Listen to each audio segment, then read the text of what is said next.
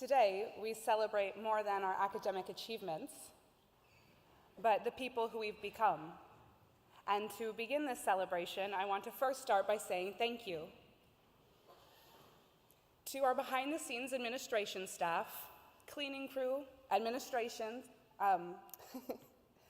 to our finance team, our well-being team, student services, and security. We're talking about you, Mr. George.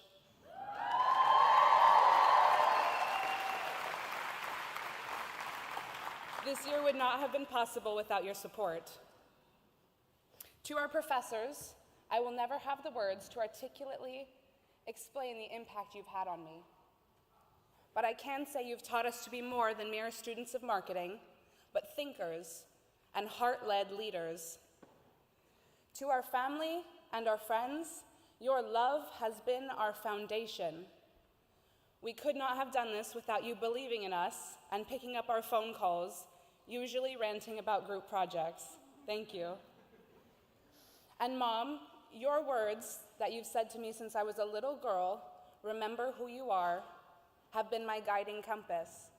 And Dad, you both have given me the courage to do what is right and become the woman I was created to be. Thank you.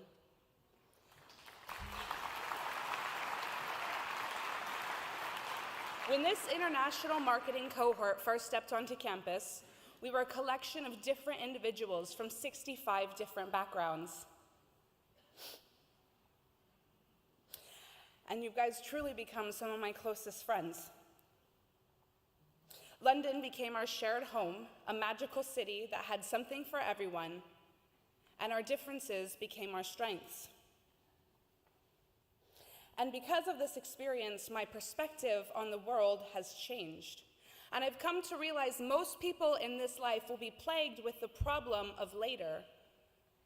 We'll chase that dream later, we'll talk later, but all too often, later becomes never. And I watched our cohort defy those odds, because each of us stepped onto this campus with different challenges. Whether that was overcoming language barriers, because let's be honest, English is a language barrier, especially in this country. Whether that's adapting to new cultures, or facing personal responsibility with academic pressure.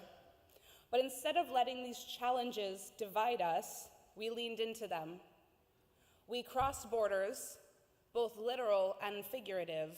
We had bold discussions about culture and religion and race. And we cultivated an environment where learning wasn't just possible, it was inevitable. We proved that later doesn't have to mean never, and the time to act is always now. And class, among us, I see a group of extraordinary individuals. And I know each of you by name, by country, and by dream. And you have brought something invaluable to this experience, a part of you that no one else could have replicated, and for that I say thank you. And this leads me to share the two lessons I learned here at Hult for those made to do. The first lesson is to never outsource your validation. In a world obsessed with likes and views, it is easy to seek external approval. And I was reminded of this lesson during a lecture with our professor, Dr. David James, where he had us raise our right hand and swear to never outsource our marketing creativity to ChatGPT. And I realized that lesson still applies. Trust in yourself just as you are. Define who you are, because you are enough. And the second lesson is to dream huge, especially when it seems scary. And I was reminded of this with our project management professor, Dr. Brandon Jones, who once shared with me that the dragonfly is the most successful predator in the animal kingdom, boasting a 92% accuracy rate. And from this delicate creature, we learn that success is not measured by being the biggest or the strongest. And like the dragonfly, we should dare to dream of becoming who we were created to be, not who the world expects us to be.